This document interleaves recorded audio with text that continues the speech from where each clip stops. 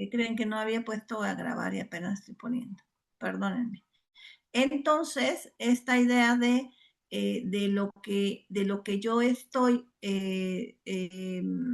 aprendiendo puede ser una idea que ya tenga yo automatizada y que se vea alterada por un evento externo. Esto me sucede porque tengo justamente lo que decíamos hace un momento, un proceso psíquico que me hace interpretar y un proceso emocional que me hace cargarle o darle una mayor relevancia, importancia, adherencia, como le quieran llamar, a lo que estoy viviendo, lo que estoy experimentando y este aprendizaje que en teoría yo ya tengo automatizado dentro de mi organismo. Ok, entonces aquí será muy interesante y será muy importante para gestionar. Vamos a empezar con las estrategias. Ahora sí, ya, después de que les hablé de los dos elementos importantes para poder hablar de las estrategias a emplear en neuropsicoeducación, que tenemos que hablar o dividir entre, primero hablamos de la parte de lo biológico, cómo funciona el organismo para aprender.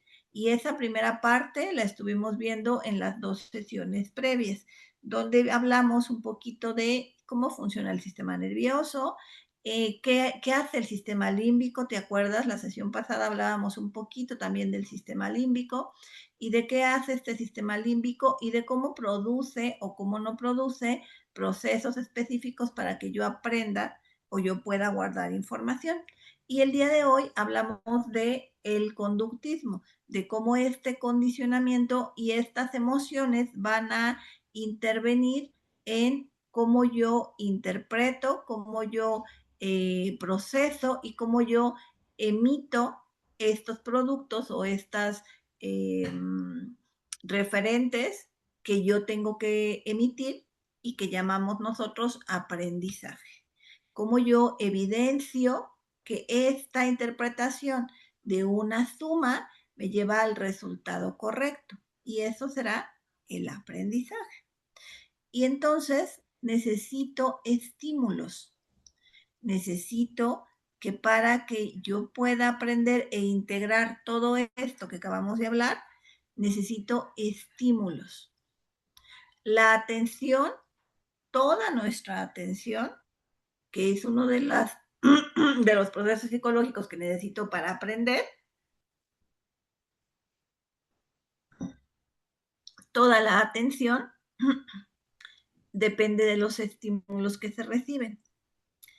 El docente es la fuente de estímulos. Todavía hoy, aún a pesar de todo lo que hay de tecnología, aún a pesar de que los niños traigan celulares, aún a pesar de que exista tanta información en redes sociales o en internet, aún a pesar de todo esto, el docente es la fuente de los estímulos.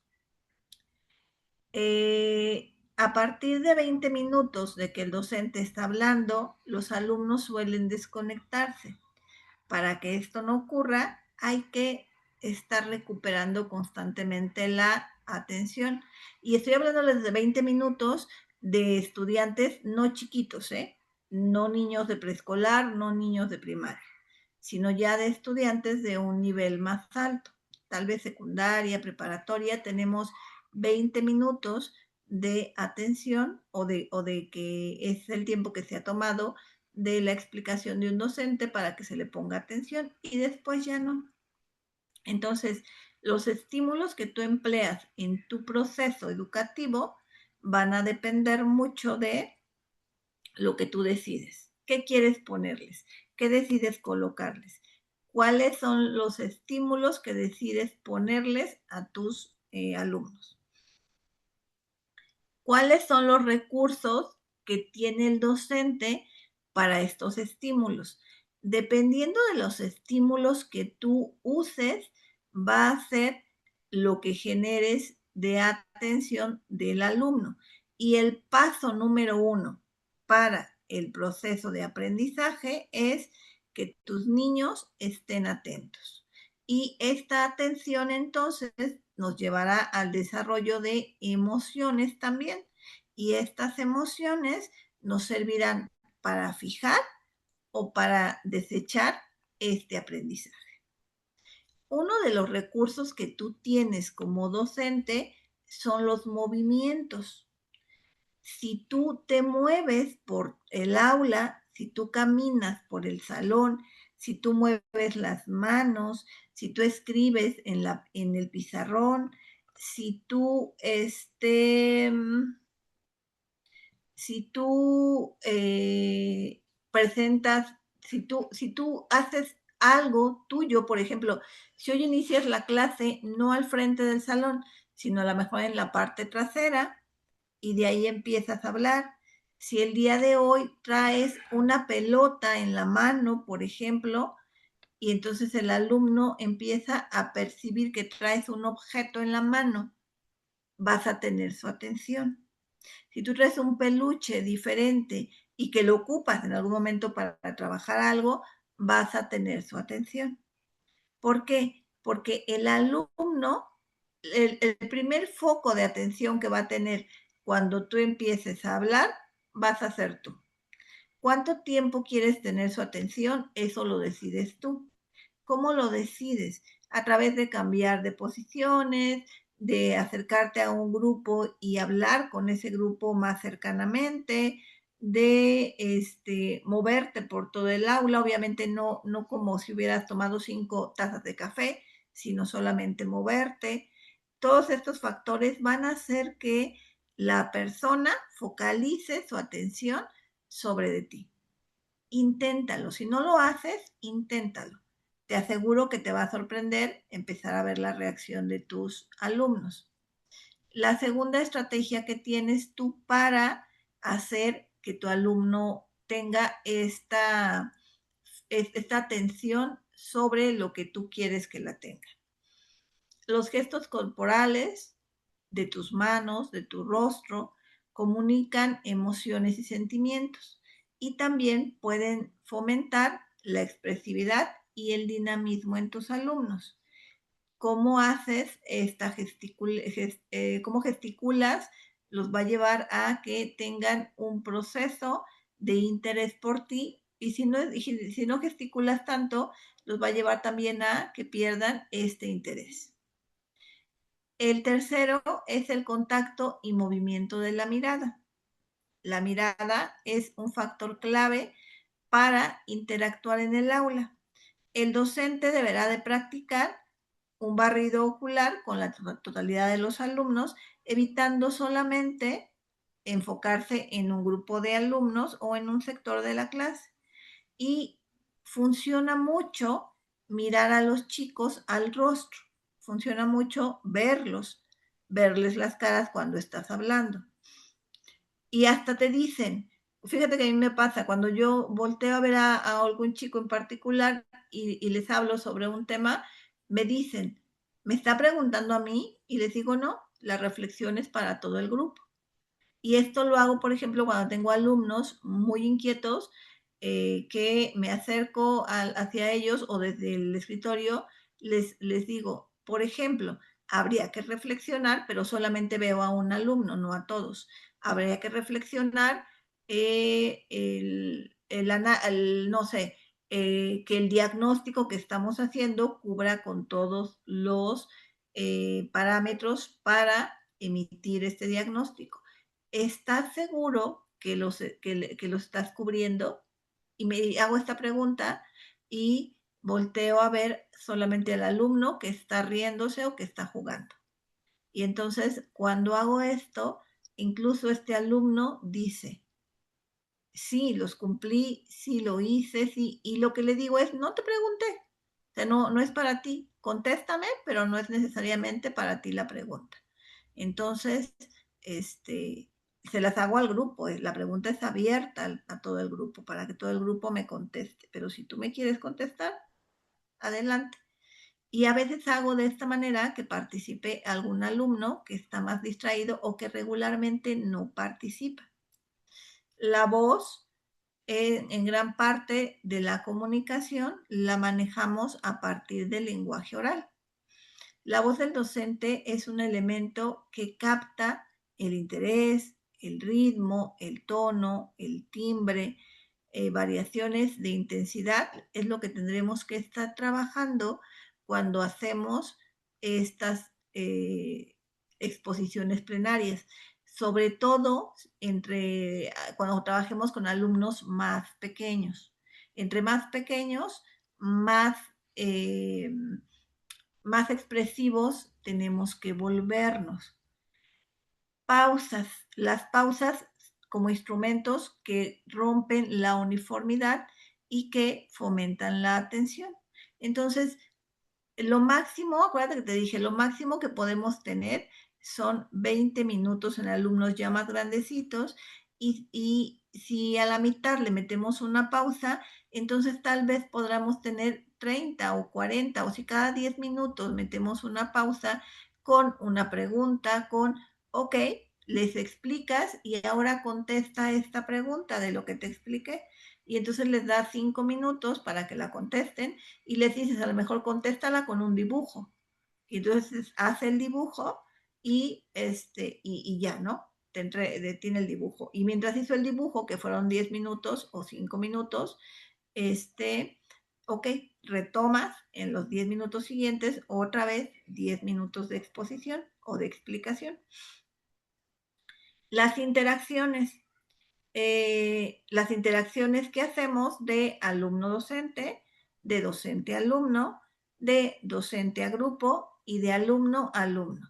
Estas interacciones tú decides cómo las manejas. No tienes que manejar todas en una sola sesión, ni tampoco tienes que manejar toda una sesión con una manera de interactuar.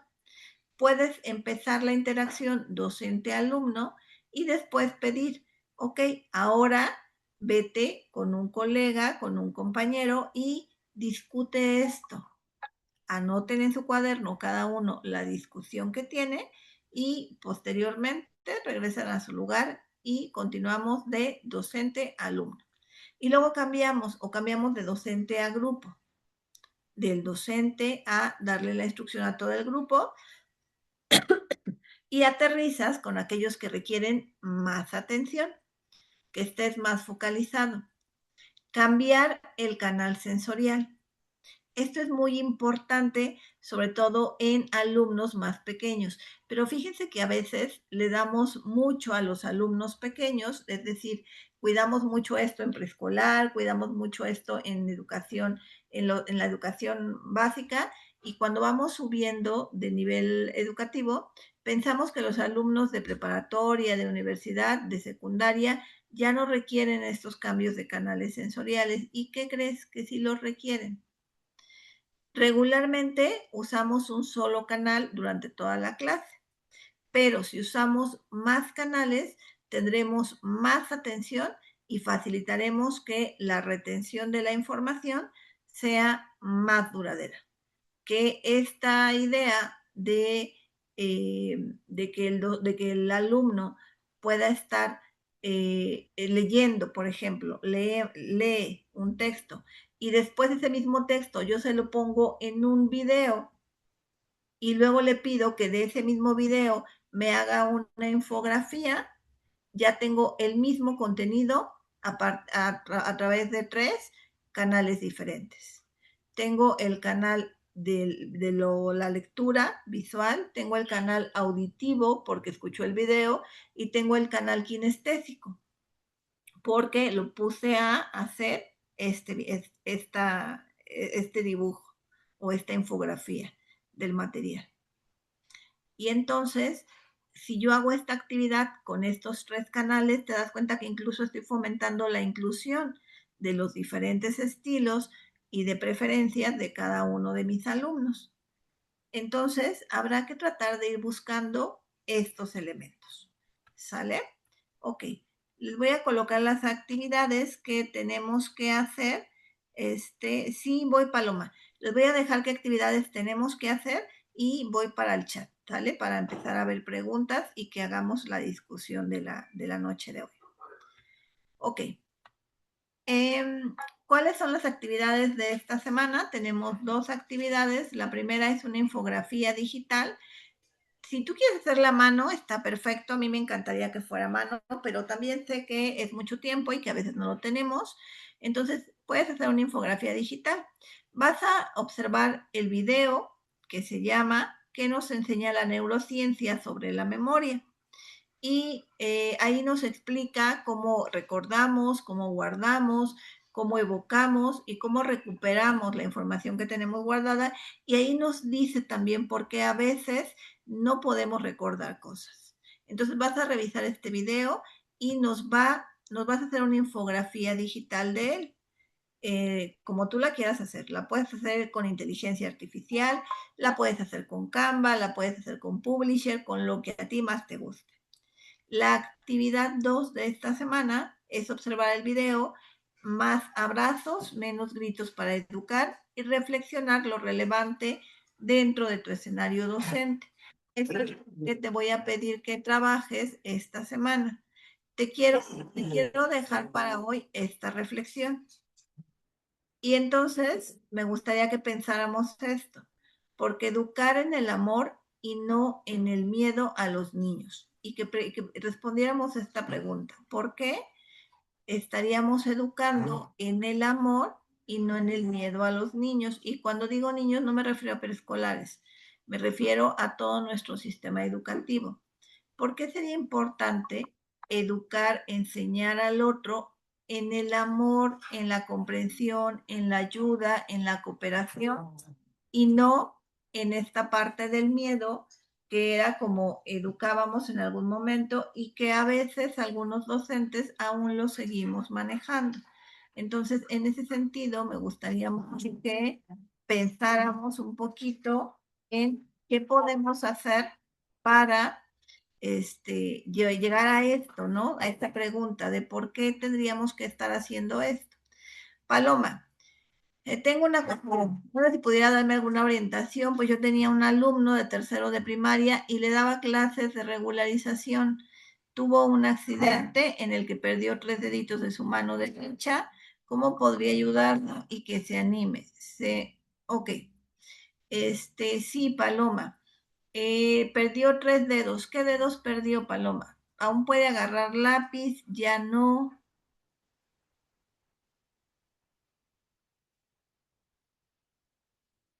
Ya no. Ok.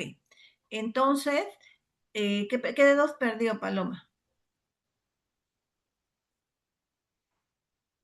Voy a abrir mi video a ver si su dedo meñique y el pulgar. O sea que no puede hacer prensa. Ya está habilitado para poder tomar colores y esta parte, o todavía no. Todavía sigue en situación de, vamos, de heridas o algo así, pero ya no tiene heridas en la manita, ya está todo cerrado, o esto acaba de suceder. Ok, bueno, ¿qué podemos hacer? ¿Por qué le preguntaba a Paloma esta parte?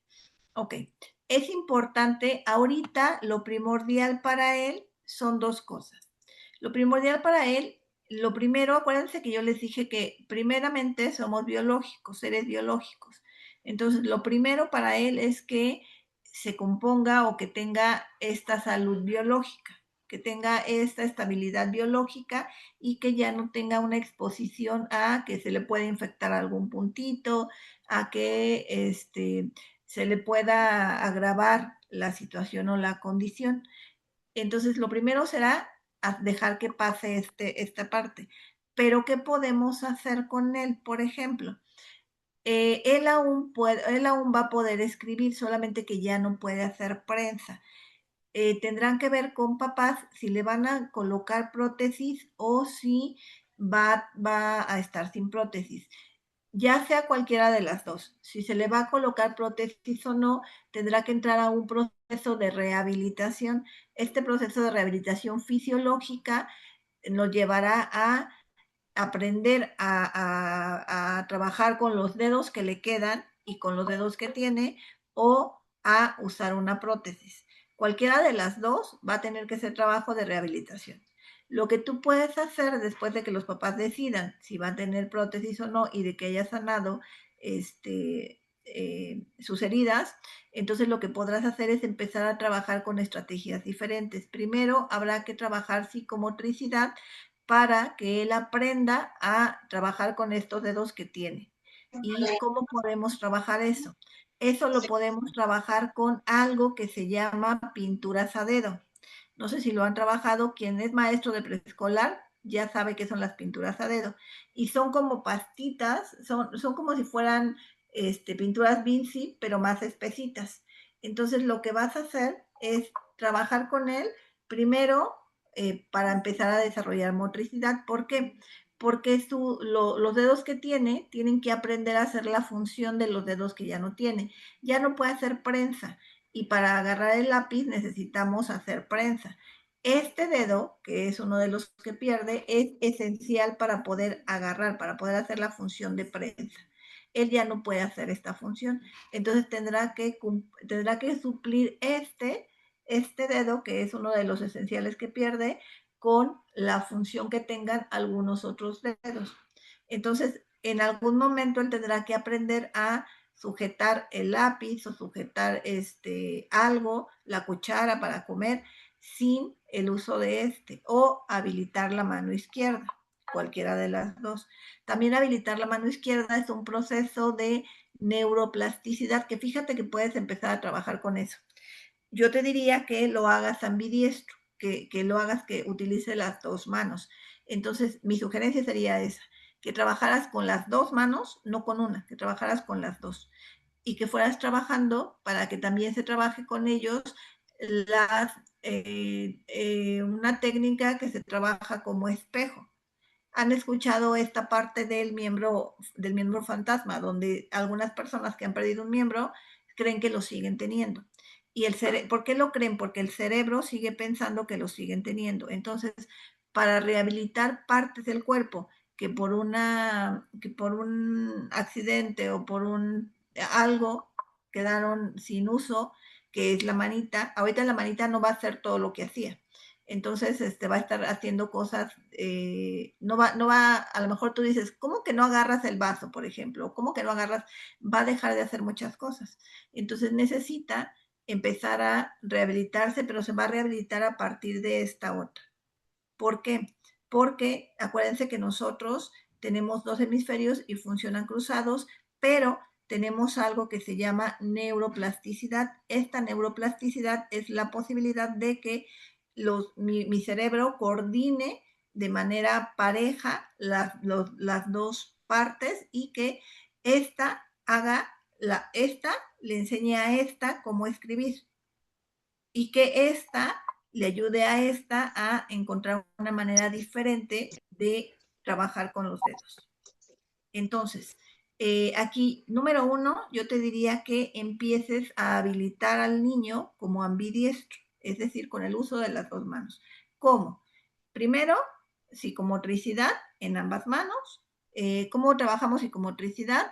Por ejemplo, voleo, por ejemplo, colita de ratón, por ejemplo, el acomodar los frijolitos en las figuritas con esta mano y con esta mano, para que empiecen a habilitarse las dos.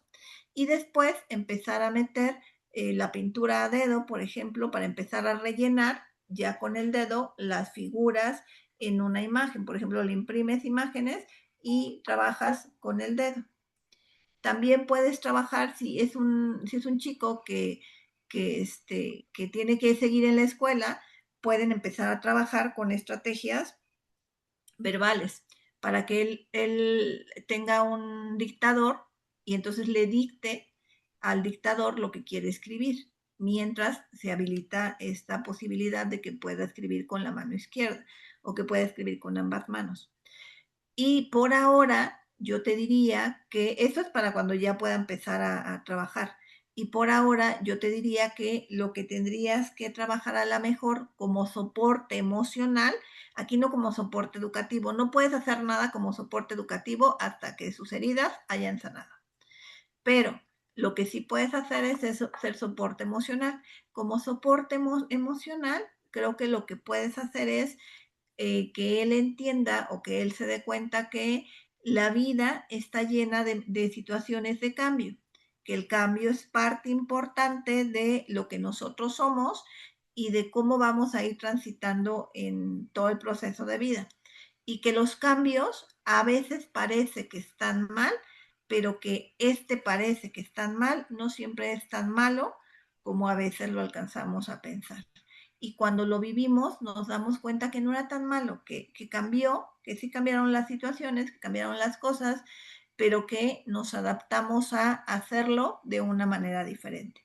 Entonces creo que al chiquito Paloma lo puedes ayudar ahorita en la parte emocional como a que entienda esta nueva condición de vida y que a pesar de esta nueva condición de vida, aún así él va a poder hacer cualquier situación que decida. Estudiar una carrera, seguir aprendiendo, seguir con la dinámica de vida, no como la conocía, pero sí de una nueva manera. Entonces me parece que por ahí te podrías apoyar como para ayudarle un poquito. Marisela, una maestría de neuroeducación, sí, Marisela. Hay una escuela que se llama Universidad UMaslow. Así la buscan, Universidad UMaslow. Y Universidad Maslow, creo que se llama. Universidad Maslow. Está en Michoacán. Su sede, bueno, la universidad está en Michoacán y es una universidad a distancia. Esta universidad a distancia, em, te da maestrías y doctorados en neurociencia cognitiva y de aprendizaje. Entonces, eso. Muy bien, Eduardo, reconocer su esfuerzo y cada pequeño avance, sí, Lalo, adaptar actividades para que no se frustre, animarlo, recordándole que sigue siendo capaz de aprender a hacer muchas cosas, evita tratarlo con lástima. Fíjense que esto que nos dice, Anet, esto que nos dice Eduardo es esencial, ¿eh? No tendremos que tratar a ninguno de nuestras personas que tengan una condición diferente con lástima, porque creo que es lo peor que podemos hacer. El decir, híjole, es que ya no vas a poder hacer esto, pobrecito de ti, creo que es de las peores cosas que podemos hacer con alguien que está pasando por una situación complicada. Lo mejor es darle como esta visión de allá adelante hay cosas esperándote. Erika, sí, es lo que creo que esta idea es genial, Erika, poder usar su mano izquierda y trabajar con este desarrollo de las dos manitas. Adelante, ¿quién tenía la manita levantada? Era yo, profa. Adelante, ¿cómo Eh, que era yo? Eres tú. Buenas noches. Bueno, yo lo que me llevo hoy de la sesión es pues esta parte de la importancia de las emociones, ¿no? Hace ratito una alumna se acercó con su orientadora y me comentaban la situación de un maestro de matemáticas. Yo estoy en secundaria, soy maestra de apoyo. Eh, y la alumna me decía, ¿no? Que el maestro no la dejó terminar como la actividad porque requería ella de más tiempo, le arrebató la libreta y encima se la azotó en las manos, ¿no? Entonces, pues a mí me dio un coraje, ¿no? Porque yo dije, o sea, ¿cómo se le ocurre hacerle eso? Y pues que también otra de sus compañeras se le perdieron sus lentes, creo, no alcanzaba a ver y no le permitió cambiarse de lugar. Entonces, pues, o sea, sí dije, no me puedo ir como a enfrentar con el maestro porque es causar una problemática, ¿no? ¿Qué es lo que puedo hacer? Estoy pensando en hacer como una dinámica en el siguiente consejo técnico que implique el diseño universal para el aprendizaje, ¿no? Porque lo retomo mucho con esta parte de la neuroeducación. bueno, el DUA es un marco que nos va a ayudar a guiar los entornos del aprendizaje para que sea más accesible y todos puedan participar, ¿no? A sus posibilidades. Entonces, al final, pues ya no tendríamos como que realizar ajustes porque ya se estaría diseñando el entorno para que todos puedan acceder. Lo que usted mencionaba también en la presentación, ¿no? Que no solamente usemos como un recurso, que no sea solamente lo visual o lo auditivo, sino que esté implicado pues los tres, ¿no? Todos los canales para que todos puedan acceder de acuerdo a los estilos de aprendizaje que cada uno tiene.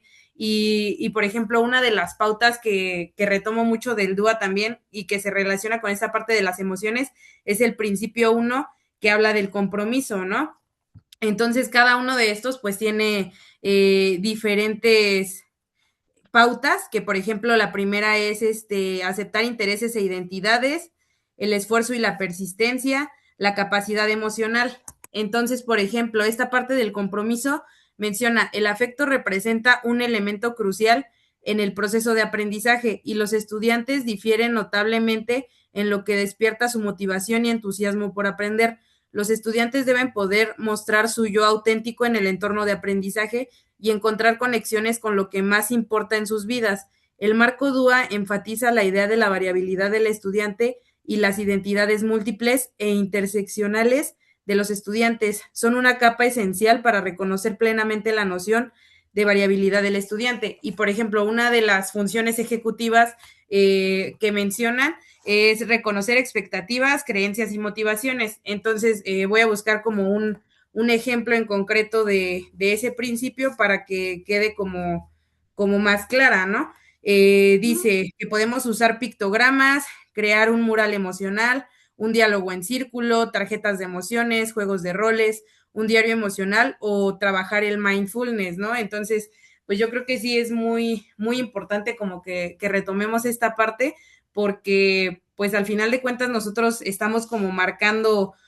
el aprendizaje de los alumnos, ¿no? Y nosotros somos quienes ponemos la barrera, puede ser actitudinal, en cuestión de que pues ellos no accedan al aprendizaje por toda esta parte de los recursos que nosotros tenemos, ¿no? El tono de la voz, la gesticulación, o sea, toda esta parte del lenguaje corporal. Muchas gracias, Anet. Sí, creo que nos resumiste perfectamente toda la sesión integrada en el DUA, justamente, o enlazada en esta parte del DUA. Y creo que lo que nos ayuda a tu comentario,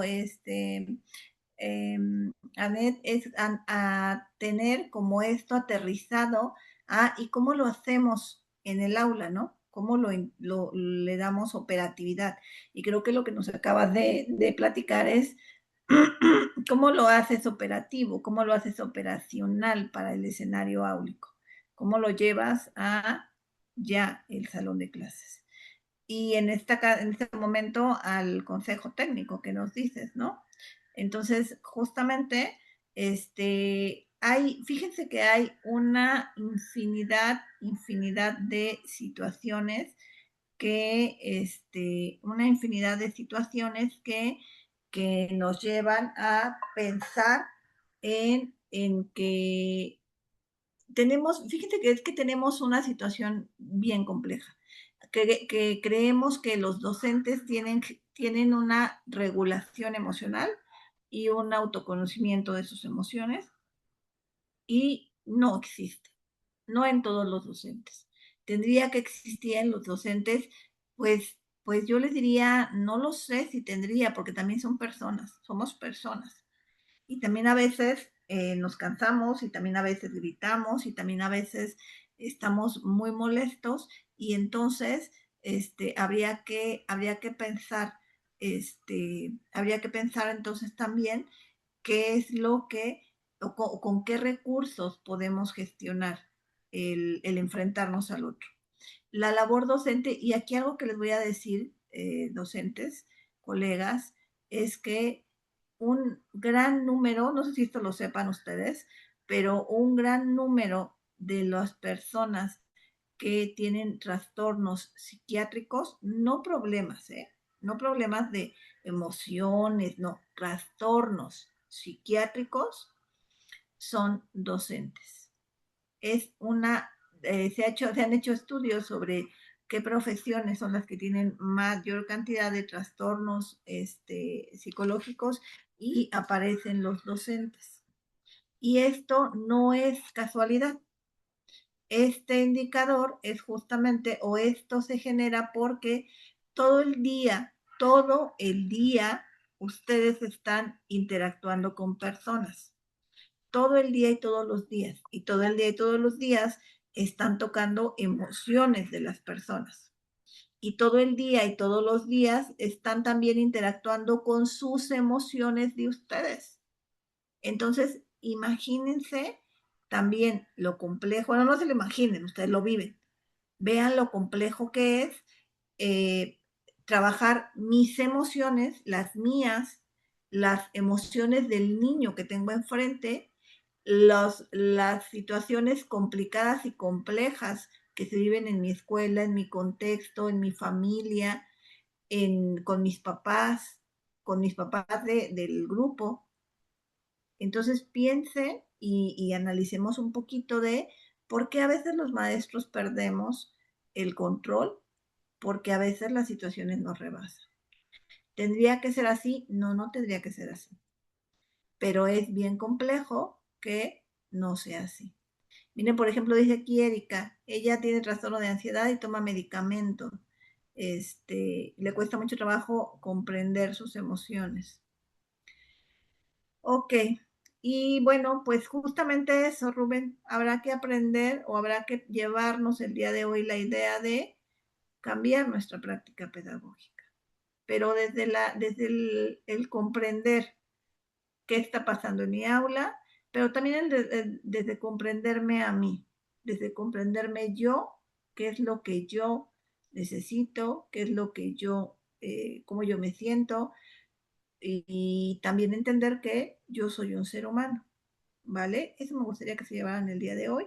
Y acuérdense que este es un curso, no lo evaluamos cada sesión, lo evaluamos hasta que termine el curso. Entonces, por hoy sería todo. Les agradezco mucho a todos ustedes y que tengamos una excelente semana de trabajo. Los dejo para que puedan disfrutar de su familia y disfrutar de su receso, de su descanso ya. Bonita noche a todos ustedes. Gracias, hasta luego. Muchas Gracias, buenas gracias. noches. Bye.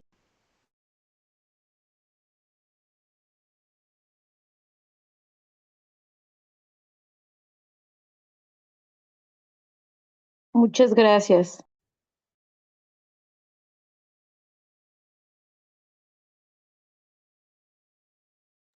Gracias, gracias, gracias a todos ustedes. Déjenme por ahí, les pego a alguien la liga de asistencia que no registró asistencia. Se las pego aquí al final para que la puedan visualizar. Excelente noche para todos. Ya te la coloqué, Lucero. Excelente noche, todos, todos y todas. Pásenlo bonito.